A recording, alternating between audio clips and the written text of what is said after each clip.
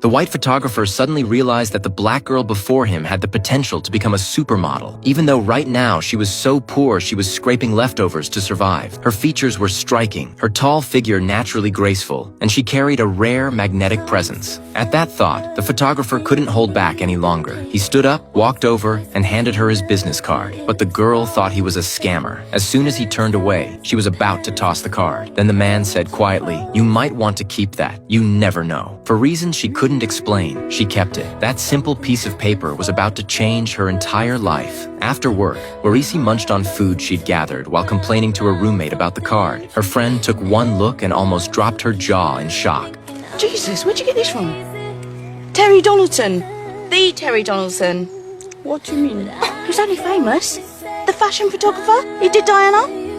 Just as her friend was urging her to give it a try, Warisi suddenly doubled over in pain. At the hospital, even the experienced doctor was visibly shaken by what he saw. Warisi had been born into a nomadic tribe in Somalia. There, when girls turned 3, they were taken to a traditional practitioner for what the tribe considered a rite of purity. It was a brutal custom that left scars both physical and emotional. Only those who survived were seen as worthy women in the tribe's eyes. Both of her sisters had died because of it. Warisi was both lucky and cursed to survive. At 12, her father sold her to a 60-year-old tribal chief for 5 camels to become his 4th wife. Unwilling to accept that fate, she ran away the night before the wedding. Her mother saw it happen but said nothing. She couldn't control her daughter's life, so she prayed for her instead. With a small bundle and a pair of worn sandals, Warisi ran toward freedom. 9 years later, she ended up in London, living off scraps from trash bins by day and curling up on street corners at night to stay warm. Until one day, in a public restroom, she met a girl named Marilyn. Marilyn didn't judge her for being homeless. She took her in, gave her a couch to sleep on, and helped her find a job at a fast food restaurant. Grateful for the kindness, Warisi kept the place spotless, and the two became close friends. But one day, she accidentally walked in on Marilyn with a man. Raised to believe such acts were shameful, Warisi froze in shock.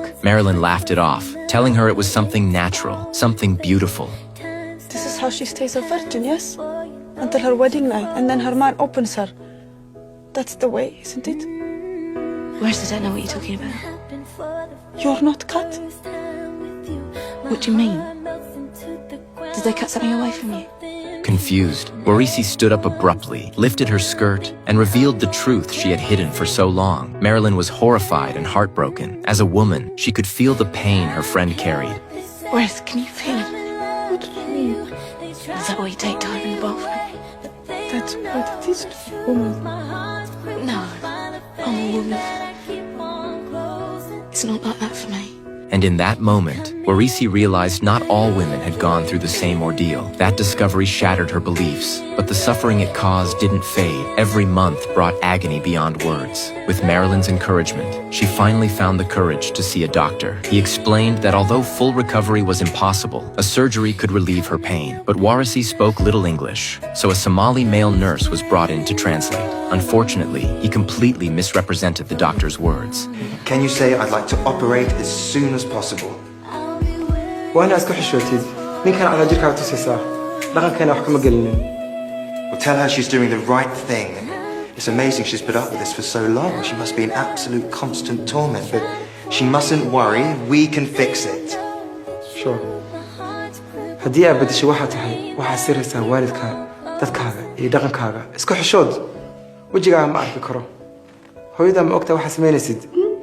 His version reignited the deep-rooted shame Warisi had grown up with. She couldn't go through with it, not just because of fear, but because it meant defying everything her culture had taught her. Later, walking past a clothing store, her eyes met those of a woman in a traditional veil. In that instant, she saw herself reflected back. She remembered being 12, running barefoot across endless desert, chewing grass to stay alive, and surviving nights of hunger and cold. Only she knew what that journey had cost. That memory lit a fire inside her. This time, she would fight for herself. She clenched her fists so hard her nails dug into her palms. For the first time, she would live for her own sake. And that would be the beginning of her transformation. After the surgery, she went to find the photographer, Terry. When she arrived, he asked her one question: "Do you really want to be a model?" Warisi replied, "I just want a better life." Terry lived up to his reputation. Though Warisi was tense and awkward in front of the camera, he guided her with gentle words, helping her open up and capturing every striking moment. Those photos became her ticket into a modeling agency. Even surrounded by glamorous girls, she always felt out of place. Even when she was given the last slot in every shoot, she never gave up. Her optimism never wavered. Warisi had never walked a runway, but she practiced in the narrow hallway of their apartment, again and again. She didn't know how to pose or smile for the camera, but she kept trying, over and over. With talent and determination on her side, Warisi rose quickly, becoming fashion's newest darling. But success never comes easy. On her first overseas fashion show, she was stopped at customs. Her passport had long expired. If the situation couldn't be resolved, she faced deportation.